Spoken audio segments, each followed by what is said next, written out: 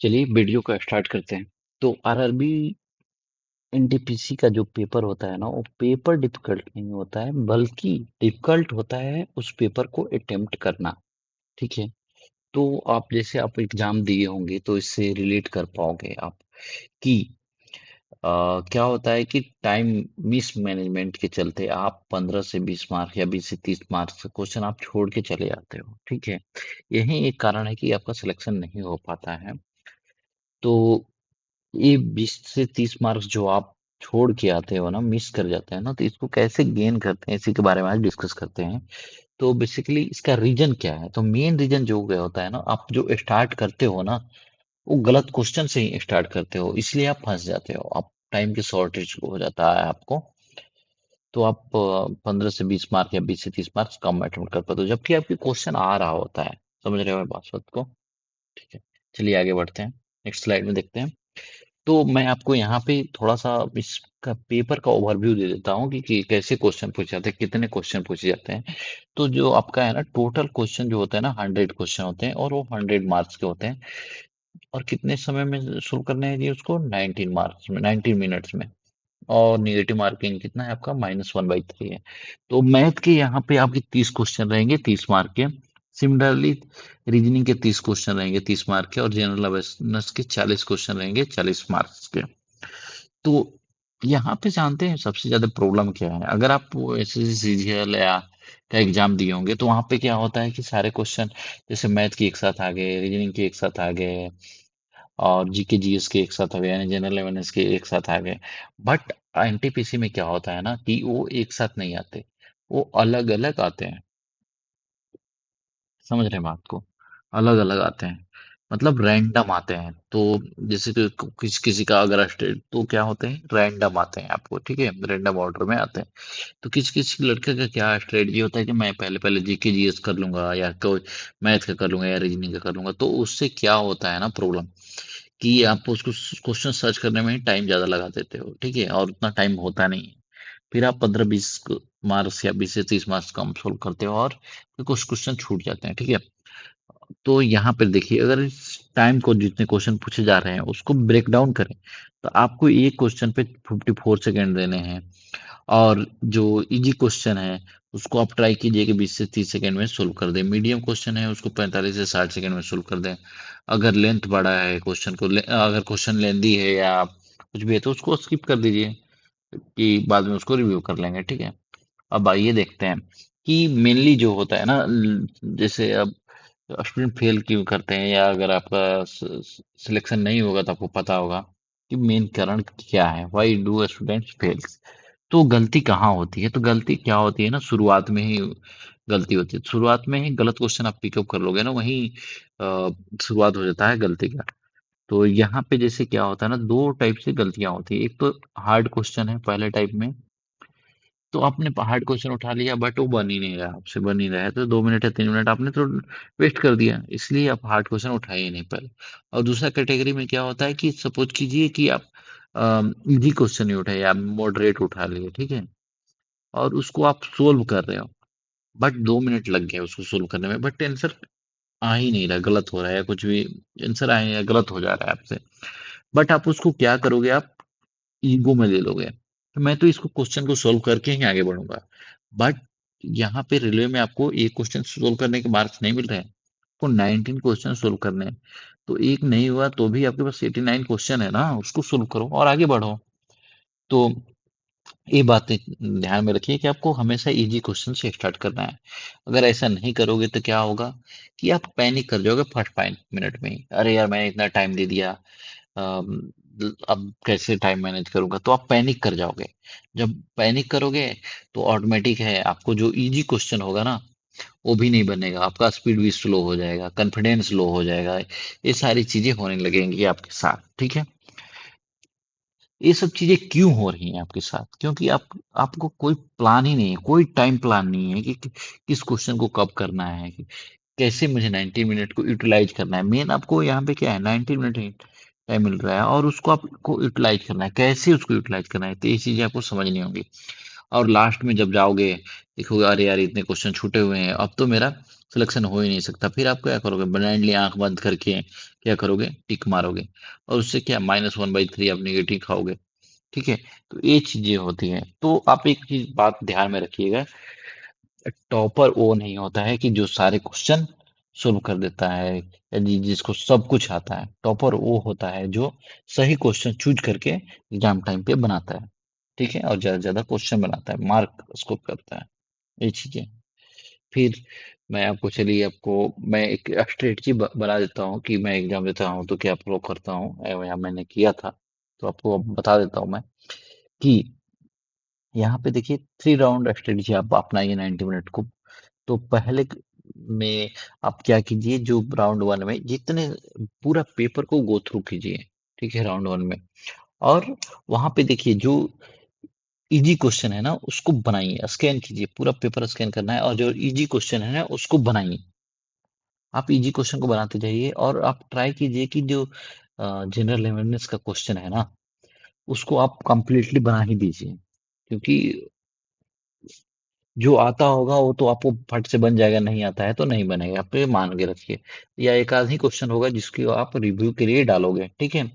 और मैथ या रीजनिंग के क्वेश्चन हुआ है ना, जो इजी है तो उसको बना दीजिए, और जो क्वेश्चन आपको टफ लग रहा है या उसको रिव्यू में डाल दीजिए, या लग रहा है कि इसको मैं अगले अटेम्प्ट में थोड़ा बन जाएगा बट थोड़ा टाइम लगेगा तो उसको रिव्यू में डाल दीजिए और आगे बढ़िए।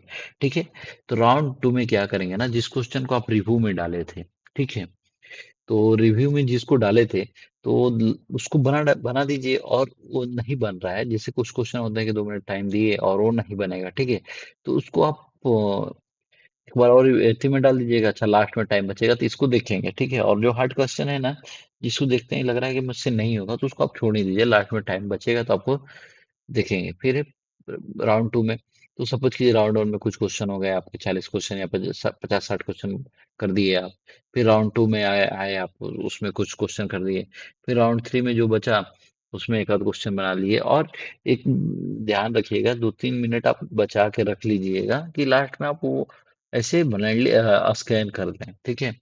और अगर आपको लग रहा है कि अच्छा मेरे पेपर बहुत अच्छा जा रहा है, तो आप क्या अच्छे मार्क्स आ रहे हैं, तो आप लास्ट में आप ब्लाइंड भी गेस भी कर सकते हो, जिसको तुक्का बोलते हैं, तुक्का भी मार सकते हो, क्योंकि 3 क्वेश्चन में एक क्वेश्चन भी सही हो गया तो आपको मार्क्स मिल जाएंगे, ठीक है। तो ये चीजें हैं। तो यहाँ पे देखिए, यहाँ पे मैं आपको यहाँ पे क्या हेडिंग है, जैसे निगेटिव मार्किंग सबसे बड़ी गलती। तो यहाँ पे निगेटिव मार्किंग सबसे बड़ी गलती है, ठीक है। तो क्यों है कि सपोज कीजिए कि आपको आता ही नहीं है, बट आपको जस्ट कट ऑफ पे हो, आप और तुक्का मार दिए, तो अगर 10 क्वेश्चन मारे हो तो -3.3 चला गया, 5 किलो -1.7 चला गया, -0 चला गया, 0.67 चला गया, तो ये चीजें आपको कट ऑफ जब बाउंड्री पे हो ना तो ये प्रॉब्लम कर जाएंगे, ठीक है। तो तो आप देखो, आपको जैसे जो क्वेश्चन मैंने वहां पे समझाया ना, जो अटेम्प्ट करना है ऐसे गो थ्रू कीजिए कीजिए, तो उसका यहाँ पे मैंने डिसीजन चार्ट बता दिया है कि कैसे करना है। जो जिस क्वेश्चन पे आप 90% कॉन्फिडेंट हो ना, उसको तो जरूर अटेम्प्ट कर दीजिए। जिस क्वेश्चन को 70 to 90% है उसको अटेम्प्ट कीजिए, अगर नहीं बना है तो उसको ट्राई करने के बाद 1 मिनट ट्राई करने पर उसको मार्क को रिव्यू करके आगे बढ़ जाइए। और 50 से 70% तो उसको फर्स्ट अटेम्प्ट में तो स्किप ही कर दीजिए, नेक्स्ट टाइम के लिए रिव्यू में डाल दीजिए। और अगर 50% से कम चांस लग रहा है तो उसको टच ही नहीं कीजिए आप, ठीक है, कि उसको लास्ट में देखेंगे। ठीक है, आगे बढ़ते हैं नेक्स्ट स्लाइड में। चलिए, नेक्स्ट स्लाइड में क्या, तो यहाँ पे नेक्स्ट स्लाइड में, आपके स्लाइड में है कि psychology trick used by topper. Topper basically क्या करते हैं, जो उनका सिलेक्शन हो जाता है, और हम लोग क्या गलती कर रहे हैं कि हम लोग का सिलेक्शन नहीं हो पा रहा है। तो ये चीजें तो मेन चीज जानते हैं क्या है, पैनिक मोड का होता है और काम मोड का है। अगर आप एग्जाम में पैनिक हो गए तो प्रॉब्लम हो जाएगी, एग्जाम में काम है तो आपका सिलेक्शन हो जाएगा, ये चीजें हैं। तो कभी भी एग्जाम सेंटर में आप जाइए ना तो टाइम से पहले जाइए, ठीक है।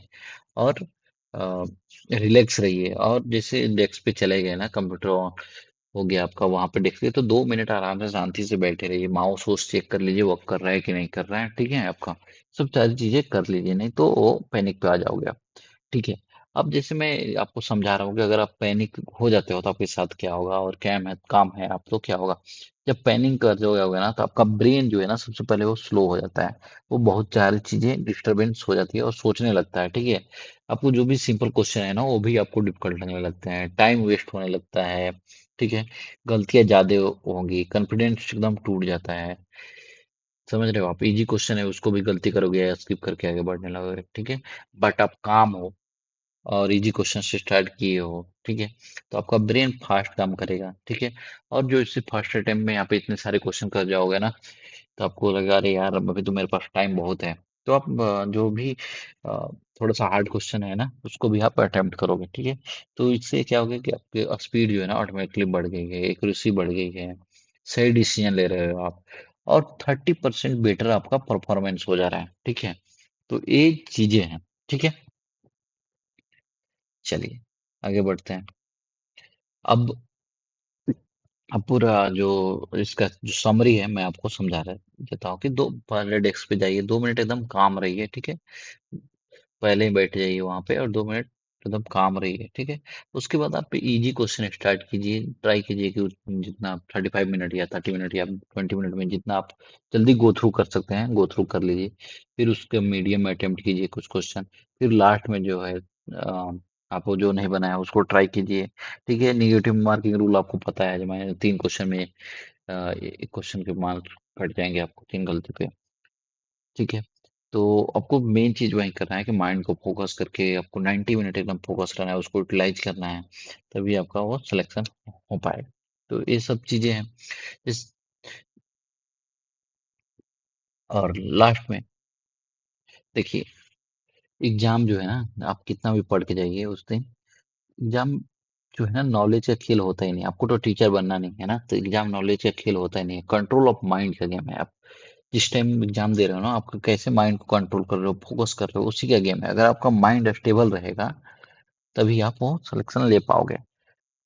तो वही बोलते हैं ना पेपर में सिलेक्शन उसी का होता है जिसका माइंड स्टेबल होता है, ठीक है। तो ये चीजें हैं। आरआरबी एनटीपीसी जो है ना मेन सिलेक्शन लक से नहीं होता, सिलेक्शन होता है डिसिप्लिन से। लक से आप सोचते हो ना तुक्का मार देता हूँ, ये कर देता हूँ, लक से सिलेक्शन हो जाता है।